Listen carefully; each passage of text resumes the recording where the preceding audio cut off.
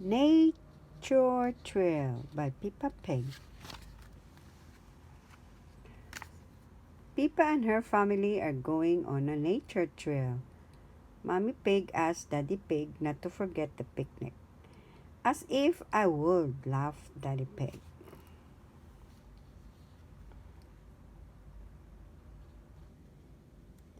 They head off along the trail with their mop. Oh dear, Daddy Pig has left the picnic in the car.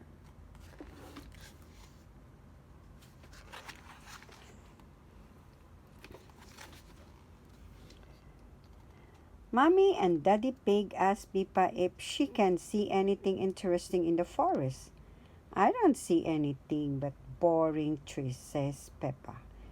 Then she looked really hard and find some footprints in the ground.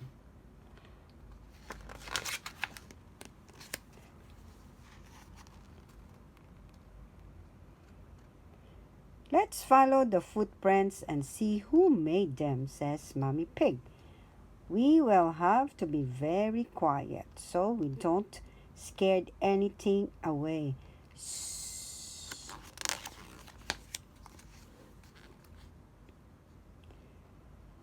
Peppa and George follow the footprints along the ground.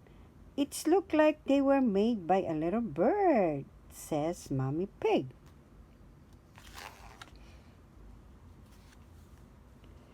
Soon they come to the end of the footprints. The bird has flown up into the tree, smiles Daddy Pig. Where? Asks Peppa. Daddy Pig gives Peppa binoculars to help her see the bird.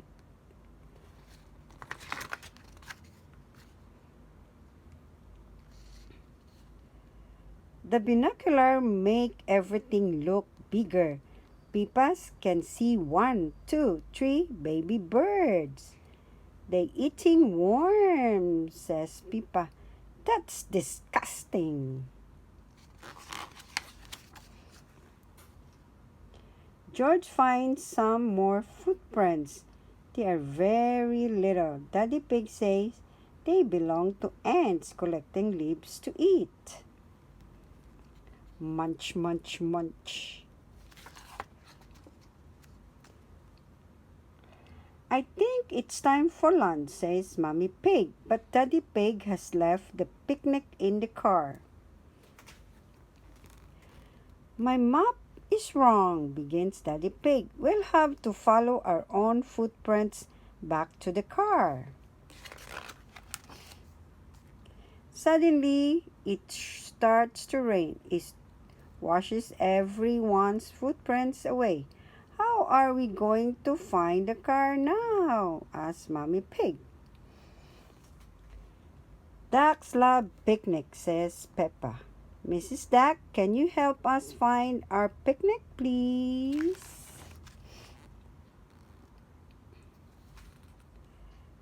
The ducks lead Peppa and her family back to their car. We're here. Thank you for your help, Mrs. Duck, cries Peppa. I love picnic, laughed Daddy Pig. The ducks love picnics too. Quack, quack. So do the birds. And so do the ants. Munch, munch. Everybody loves picnics, cries Peppa.